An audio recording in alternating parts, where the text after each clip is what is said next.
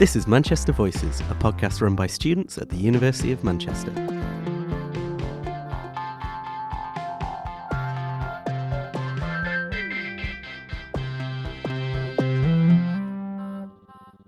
Hello and welcome to Manchester Voices. I'm Aidan, I'm a second year geography student, and I'm here with Grace and Maansi. Introduce yourselves, guys. I am a first year pharmacology student and I'm Grace. Hi everyone, I'm Maansi Gupta. I'm a first year business management student. And my fun fact for the day is that Manchester-Liverpool Road was the world's first intercity railway. Go ahead. My fun fact is that there's up to 200 languages spoken in Manchester. And my fun fact about Manchester is that there was a music and cultural scene called Madchester in the late 80s, which was surrounding the Hacienda nightclub in Deansgate and was part of the foundation of many famous bands like Joy Division, Stone Roses, and the Happy Mondays. So there you go. Today's topic is nothing about that. It's talking about prospective student planning and answering some of your questions that you might be curious about before joining us. So, first of all, what should I pack for university? Don't pack everything. Like, as an international student, the first time coming here, I was like, I need to get everything started from A to Z. And I reached there and I realized, okay, everything is available here as well. You can just honestly go to a supermarket and find it. Yeah, I agree. Make a list of things as well. Just so you can tick things off when you're packing, because I left my pillows at home, so I didn't have any pillows when I first got here, things like that. So just a list of things you need to bring. Yeah. I mean, there are loads of lists out there on the internet of like things to pack for university. So definitely do a little bit of research. I've got a list of things that are potentially less obvious, but might be useful. So yeah, pillows is a good one. Like a mattress topper as well, generally aren't included in your rooms. A sleeping bag in case someone crashes in your room overnight, or vice versa. That's always a bonus. Earplugs in case you've got noisy neighbours and you just need to get up early in the morning and need a good night's sleep. Shower shoes or like sandals or something, Definitely. because if you're sharing a bathroom and it can get kind of grotty, or even like just wandering around your flat, like the kitchen floor is always the cleanest. So Yeah. Mm-hmm. definitely some shoes. And a dressing gown in case there's a fire alarm and you've just got to throw something on and it's like 2 a.m. and just generally because they're quite comfy. A house plant, potentially. The SU does lots of sales throughout the year of house plants, so like you can get a couple of those. Just low maintenance ones so you don't kill them immediately, but just to give the room a little bit of life.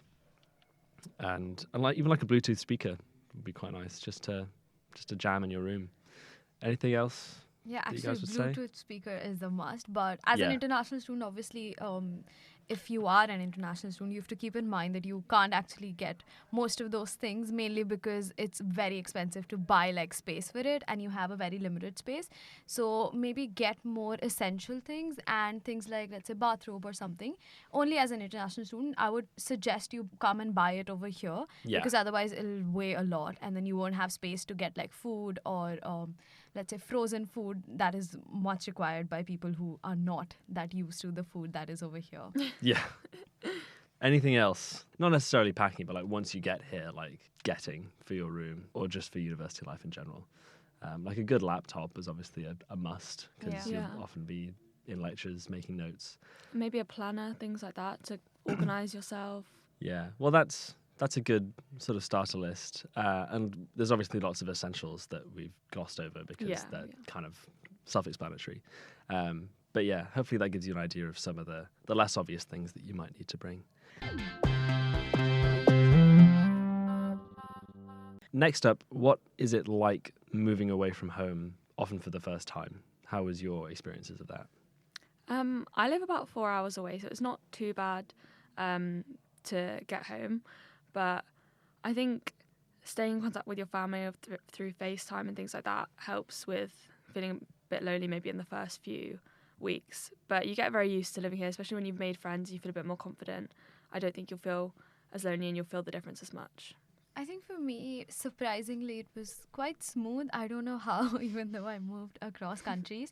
But I think one of the main reasons was because I was so busy. So the whole day I used to go for any networking events happening, anything special like for the content creator program or any specific program I was a part of. So I was so busy with that I didn't really get time to get homesick or to do anything rather. So I think that definitely helps. So probably if you're coming here, maybe plan out things and keep yourself busy. Enroll yourself for societies and different things happening over here because there's a lot happening in Manchester and specifically in University of Manchester. Yeah, especially at first, keeping yourself as busy as possible. And there's a lot going on in Freshers Week and the first semester, so it's easy to have a lot going on and not even think about home. Yeah. But obviously, yeah, keep in touch with the family because they miss you. And I think it's not possible for everybody, but trying to get some experience of like living away from home, even if it's just for a few days or like a week, like the summer before you move to university. So like go on a hiking trip with some friends around the Lake District or something if you're in the UK, and or just go on a trip with anybody, but just teach yourself the skills of like, oh, how do I go shopping for food by myself, or like how do I cook, or how do I just like plan my days if I don't have my parents doing it for me, sort of thing. So things like Duke of Edinburgh are quite good at that. There's schemes in the UK that are good for sort of getting those skills. But yeah, that's a really good one. And like personally, I got to live in the States away from home for like 6 weeks before the summer before coming to university, and that is obviously not available for everybody. But that was really, really good experience of like living in a place that I wasn't really that familiar with and just having to fend for myself away from home. And there were people around that I knew and I could get help from if I needed, but it was very much like disassociated from my usual life. So that was really a handy experience before coming to university. I think there are other things you can do as well, like to reduce kind of some of the homesickness you might feel, like learning how to cook a few of your favourite meals that you have at home and things like that will help you because it is bringing a piece of home with you, I guess. Yeah, I think food is it was for me a huge concern before coming here. And I thought I would figure it out once I'm here, but I couldn't. Honestly, I still haven't.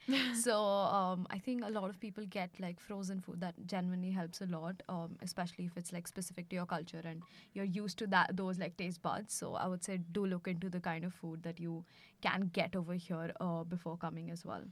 But Manchester's really great in that because there's so many different shops and like supermarkets from all different cultures and cuisines. So chances are there will be somewhere that has food from wherever you've come from, or something similar that you can sort of, or people who know how to make the sort of things with the stuff that's available in Manchester. So chances are you'll probably be able to find it, but you might have to look a little bit. Like some of the supermarkets in Chinatown, for example, are amazing. And I go there all the time because like some of the you can get a huge thing of soy sauce for just like a few pounds that lasts you like the whole year. It's phenomenal. And the Curry Mile's got some good ones as well. There's one called Worldwide that has loads of Middle Eastern food, and that's a phenomenal shop. So yeah, definitely. Well recommend. Next up on the agenda, what is student accommodation like and what are the options available? So for student accommodation, there are two kinds of accommodations. One is ensuite, and then there is one with a shared bathroom, and also there is self-catered and catered. So self-catered is wherein you have to cook your own food, and catered is, of course, you're given breakfast and lunch from Monday to Friday, as far as I'm aware. Yeah, it depends on the hall. Some of them just give you one meal a day. Some of them give you breakfast and lunch. My hall was catered first year and we got breakfast and dinner every day. So it depends on the hall. I was in Hume Hall in Victoria Park and I'm not a particularly fussy eater, so I wasn't really that concerned about the food, but they were really, really good and very accommodating. So they had veggie, vegan and gluten-free options every day. And so everyone with allergies was catered for. And if you had a more specific allergy, they could cater for that as well. And the food wasn't bad. I mean, some people were sort of like, this curry has seen better days. But generally, it wasn't I didn't have a bad meal there all year. So if you're not a particularly fussy eater, then it's definitely all right. And in terms of like the sharing bathroom thing, I think people who are moving to university make that out as a bigger deal than it necessarily is. And also, if you have an ensuite, you've got to clean that yourself and like stock it yourself. Yeah. And it's a lot more money per week just to have the ensuite, plus the cleaning supplies, plus like stocking toilet roll and stuff. So it's a massive money saving technique to just go shared, and they get cleaned for you like twice a week, which is great. So I'm a massive advocate for catered halls and shared facilities, because it just makes life a lot easier, and especially with like the catered stuff, like you're almost definitely going to be in a house for second and third year, self-catering yourself. So if you've got the opportunity to go catered, like take it first year. You've got way more time, not shopping, not cooking, not cleaning, to just like get out and about, meet people, do societies. So I definitely recommend a catered hall first year if that's your jam. I'm actually in Denmark Road, which is like an ensuite room. It's got a lot of international students, I think. It's a bit more quiet. It's not as loud as Fallowfield, so that's something to consider if you're not looking to go out necessarily all the time. Maybe that would be a better option. I think Fallowfield is definitely a bit more social, especially like Oak House. There's definitely a lot more partying in Oak House, I think, more social. Yeah, so there's like 3 main campuses of accommodation. There's Fallowfield, which is like the furthest away from campus, and that's where most students are, and you get the bus in or you cycle in every day, because it's a couple miles from campus. It's like a 45-minute walk if you want to walk it, and that's generally where the more like party atmosphere is. But there's some really nice halls there, and there's some catered ones and self-catered ones. And there's quite a sliding range of budget as well. I think Oak House is probably the cheapest, and then Unsworth Park is probably the most expensive. Yeah. So it depends on what your budget is. I was in Victoria Park first year, which is a much smaller campus compared to Fallowfield, but it's much closer to campus, so it's like a 20-minute walk maybe, so half the distance. And there's, I'd say, more on the ratio of like there's more catered halls versus self-catered halls in Victoria Park, but it's much like greener and much quieter, and generally the people who go there are less party inclined, but there's still plenty of socializing, so there's still enough of that if you want to do that. And then there's the city campus, so that's really close to the university, and you're sort of integrated amongst the rest of the Manchester city centre. So places like Weston Halls are quite good, and Whitworth is really close to campus. So if you I'm want next to Whitworth, and it's only about like a 2-minute walk. It's not far at all. It's really close. Yeah, So, I think all 3 of us are from like different areas, because I'm from Fallowfield. So I'm gonna take Unsworth Park again next year, the same room. I absolutely love the whole student community that's there. I think when it comes to partying, Unsworth Park isn't as like outgoing as like Oak House. So it's also at a distance. So if you get a place like that, I think then you can choose if you want to be at a quieter place, or if you want that party sort of everything.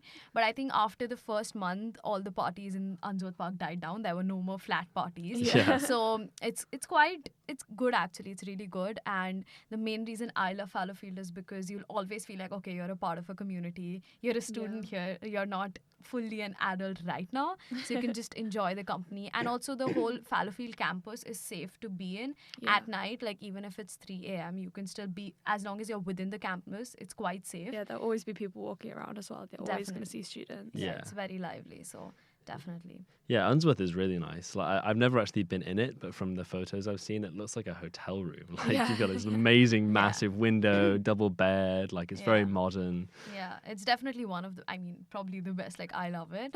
And when it comes to self-catered, I do agree with Aidan what you said. For me, the reason was that I am very, very picky with food. Right. Plus, I'm also a vegetarian, so it wouldn't make sense for me to go for catered. But definitely, it is a huge concern if you have to cook like all 3 meals. So do take that into consideration if that's something that you can do, and if you can probably go out most of the time to eat, only then go for like a self-catered hall.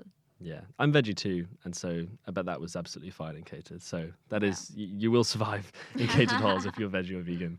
They do accommodate for that. Yeah. And then how do you find the travel from Fallowfield? Do you get the bus every day? I personally, so everyone who's living in Fallowfield, you have to get a bus pass. It's quite actually good, I would say.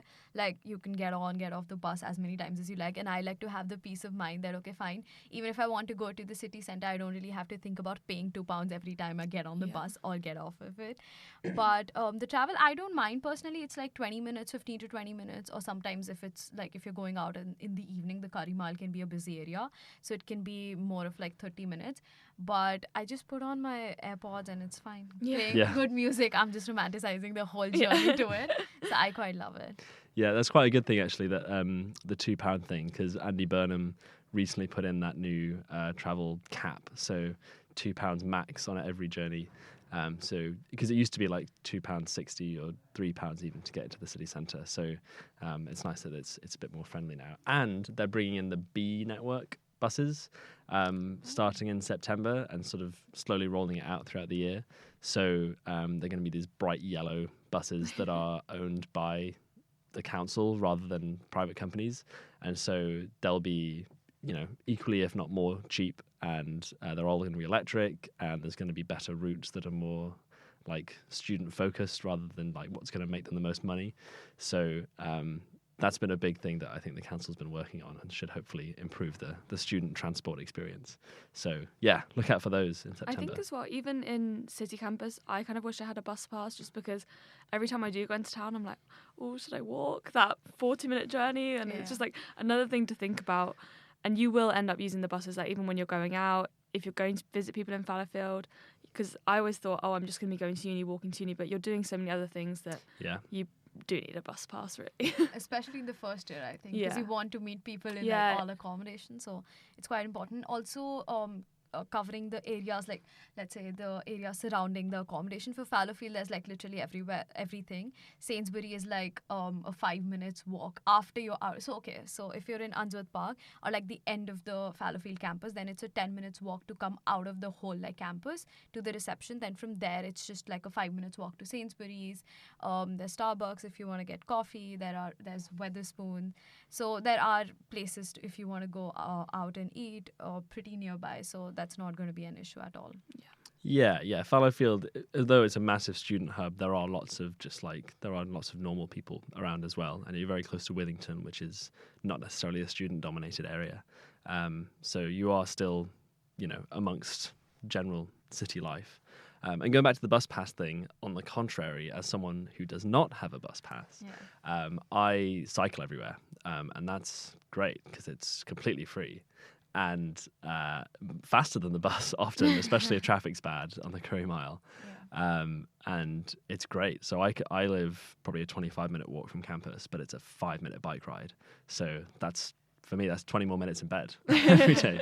And I pass the buses as I go because they're all stuck in traffic and I just zoom by. And the cycle lanes are great as well. Cycle lanes everywhere. Those are really good. And you can even, so if you don't have your own bike, but you still like do the occasional bike journey, they've this past year put in like the bee bikes around the place. So there are these little yellow bikes and on these docking stations, literally all across the city.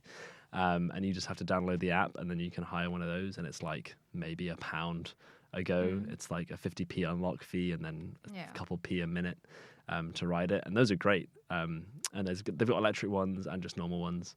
And so you just dock one of those at one of the stations when you get to where you need to be. And there's stations in Fallowfield, there's stations near my house in Victoria Park, there's stations in the city centre, and they keep building new ones and expanding it. So I'm a big advocate for that because it's significantly cheaper than a bus pass and much faster.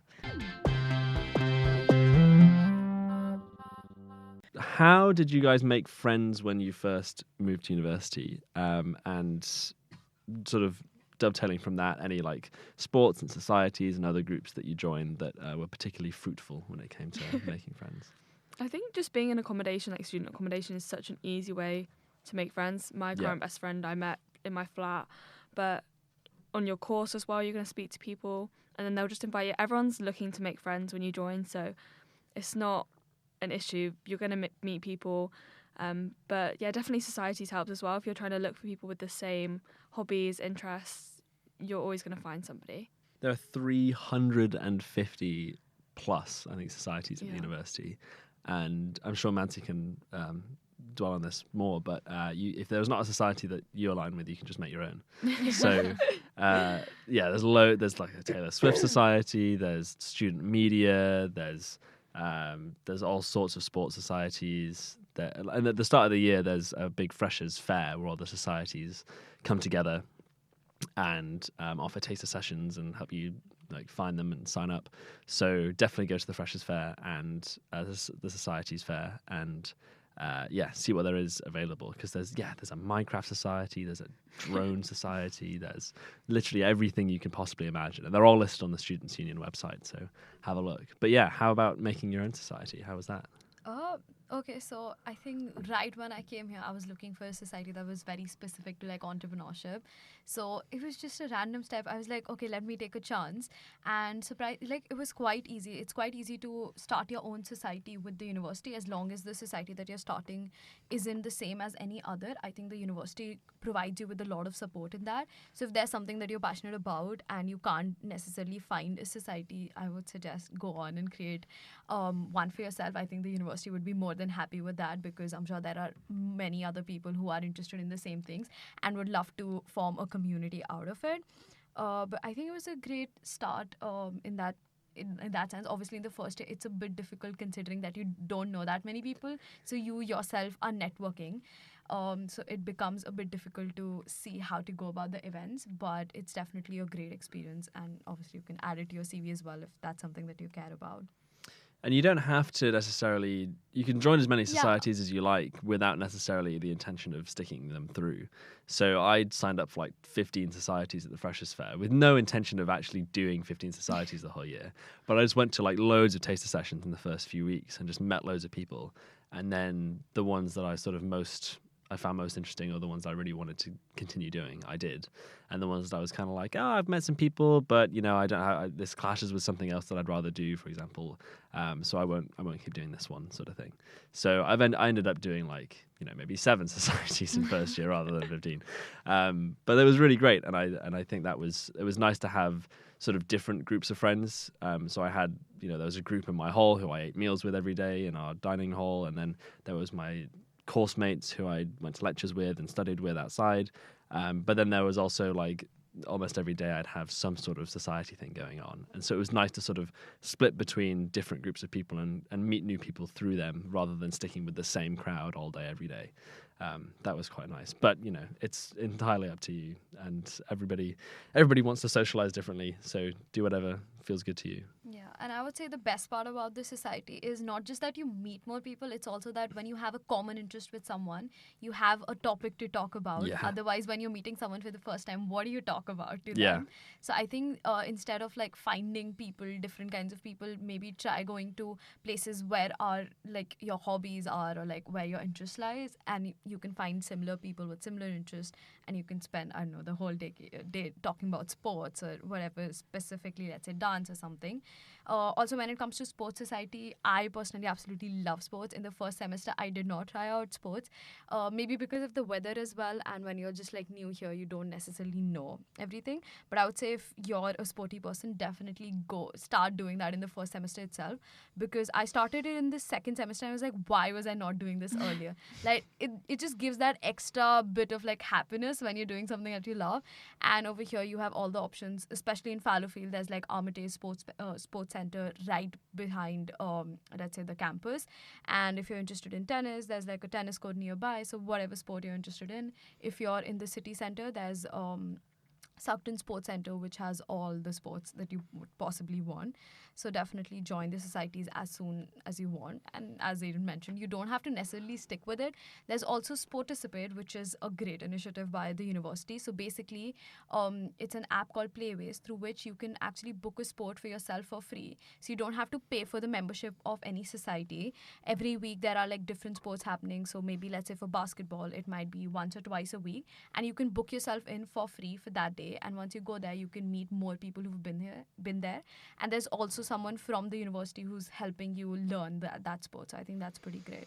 Yes, Participate is really great, and because some of the fees for things like tennis or basketball, like they're quite expensive if you want to like join as a member, and it can be quite a lot in terms of training. But if you just want the social side of things, or just want to like just do a bit of sport on the side every couple of weeks, you can just go along for free on their weekly sessions, and it's really good opportunity. And there's some weird sports as well. Like there's ultimate frisbee, and there's a Quidditch society, and like all sorts of random stuff. So even the niche sports are good. And even some of the larger subjects have subject-specific sport teams. So like I know that the medics have their own sports teams, and I do geography, and there's geography society sports teams for hockey and netball. Accommodations as well. Even accommodation blocks have their own sports teams or little friendly socials. Like so Hume Hall definitely had some football matches against some of the other Victoria Park blocks. So yeah, there's lots of different smaller scale teams. So if you try out for the football team for the university and don't make it, then you can still do some more friendly stuff with your whole football team, or with your society football team, so or your course football team. So there's lots of different ways that you can do that, and still get that sporting experience. Finally, how expensive is university beyond like tuition fees and stuff? But like how just living costs, like food and societies and entertainment, like how have you found managing finances? I mean, that is quite subjective, I would say. For something specific thing that might be expensive for someone might not be for the other person. I would say when it comes to food, for me, I feel like I found it okay, like that's not an issue, but the main thing is that I don't necessarily cook, so I actually go out every day to eat. So if you're going to a restaurant, it might be quite expensive. Sorry, my stomach is like growling. I didn't eat breakfast. Just talking of food. I know. But yeah, if you want to go out and eat to a restaurant, that can be quite expensive.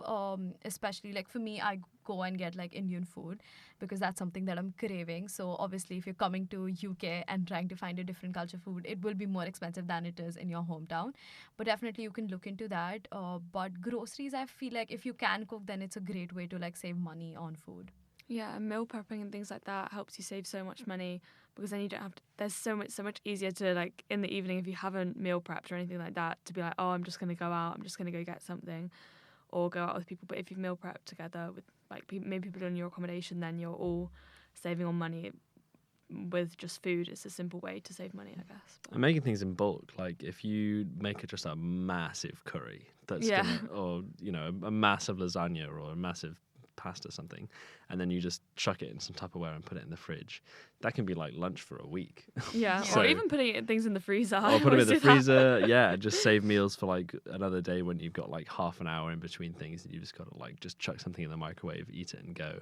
So yeah, make things in bulk, and buy things in bulk, like buy a massive like 10 kilo thing of rice, and just like that'll last you for most of the year, and rather than just buying lots of small things, because that's often more expensive. And beyond food, like societies do often have membership costs, and they can add up if you're in quite a lot of societies. But the university does have access to recreation support. So if you're limited by your financial situation and you feel like you can't, do a society trip, or you can't afford the membership, the Students' Union has some really friendly forms you can fill out and just be like, yeah, I need this much for, this trip to wherever we're going. If the surfing society is going to the beach and I want to do this. So they can just give you the money up to like £250 to do things. So the Students' Union really want people to get involved with societies, and they're willing to help fund that. And they've got these pools of money that are just waiting to be used by students. So definitely do apply for those if you need to. And other expenses like transport, again, the bus pass is a good way to save money if you're getting the bus every day, or getting a bike, which is basically free once you've got it. Any other sort of expenses? I guess the gym as well, if you're thinking of doing that, maybe look into the different gym memberships. The uni has a lot of cheap options for gyms, and like the Armitage Centre is not expensive at all for even just a whole year membership. But there's so many options for things to accommodate for whatever you need, I guess. And a lot of places have student discounts just in general. Lots of pubs have a 10% student discount on meals, or if you get Uni Days app, you can get some discounts on like various supermarkets. And in Freshers as well, there's so many people doing things Yeah. as well. You can just eat for free. yeah. Like, Domino's are always there at the Freshers Fair, and you can just get free pizza. So there's lots of discounts, and throughout the year, different companies like Deliveroo will come to the Students' Union and hand out discount vouchers and stuff. So just keep an eye on the social media and see what offers there are, because there are loads of brands who want to, get more students buying their stuff, and so they're willing to give students discounts. Because they know that we're strapped for cash often, especially in the cost of living crisis. Yeah. Also, you can travel in a more affordable way over here. I think you can get a rail pass, which is quite cheap, and then you get a discount over like 6 months or like a year. Yeah, so a 16 to 25 rail card gives you a third off all rail in the UK. And so it's quite definitely cheap, get that. honestly. Yeah, you pay like 30 quid and it pays for itself within And like even with 2 banks and trips. things, I think some people get free rail cards as well when you sign up to use a specific bank and things like that. There are some offers from like Santander and NatWest if you join them. So just have a little look around. But yeah, travel's a good one. And the Manchester is super connected, rail wise and flight wise and all transport wise, as well. coach wise. You can get to London on the coach for like £10 sometimes. On the train it's like 70. So the coach definitely is something to consider. much more budget friendly option, but it takes like 5 hours. Yeah. But so Manchester's great, and like you can get to the Peak District in like an hour and it's like £5, or you can get to the Lake District in like an hour going the other direction. So definitely over holidays, get out and about. Even within Manchester there's loads of cool things to do. Like I discovered New Islington the other day, which is in the like northern quarter. I had no idea it existed, but it's like you feel like you're in Amsterdam, because it's like all these waterways and canals and all these amazing houses on either side. So definitely just explore Manchester. Also, International Society at University of Manchester takes you for like day trips and everything. That's also quite cheap. For like 10 quids, I think it takes you to Lake District and Peak District and all of those places. So it's pretty good with that. Yeah, they do loads of trips, and I think membership to that society is free. Yeah. So, if you're an international student and you want to see more of the UK, that's a good way to do it, definitely.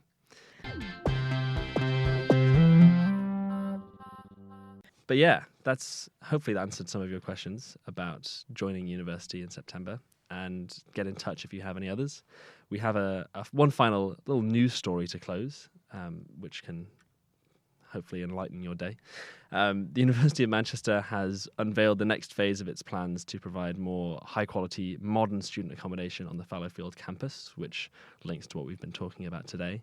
They're doing a major redevelopment on the Owens Park, Oak House and Woolton Hall sort of area to meet the increasing demand for student bedrooms in safe and sociable surroundings. Their planning applications show that they're going to replace existing unoccupied bed spaces with up to 3,300 new ones. But thanks for listening, and see you next time for Manchester Voices episode, whatever's next.